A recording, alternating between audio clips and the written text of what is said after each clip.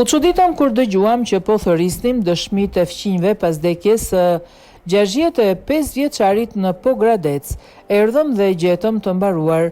Detajet të reja dalin nga aksidenti tragjik në Pogradec ku humbi jetën Kristaj Çulaku, rreth 65 vjeç. Pasi u dëmtua aksidentalisht me një mjet prerës tip troko fleksibël teksa punonte në banesë.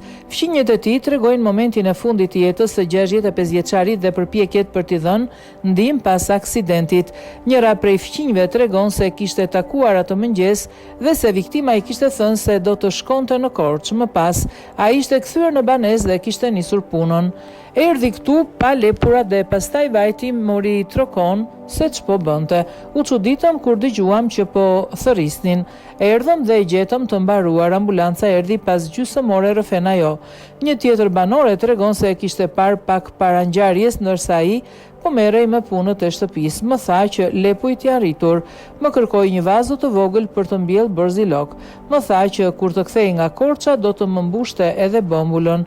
Nuk e mendova që do të ndodhte kjo, shprehet fqinja e tij. Ajo rrëfeu dhe momentet e vështira pas aksidentit, kur vajta e thira Kiço i hodha ujë, por nuk u përmend fare, më pa në sy dhe vetëm bënte of. Thira njerëzit sepse nuk e kapja dot nga frika, trupi ju mbulua me gjak. Sipas banorëve të zonës, 65 vjeçar jetonte i vetëm. Dy djemtë e tij ndodheshin në Londër ndërsa bashkëshortja jeton në Greqi.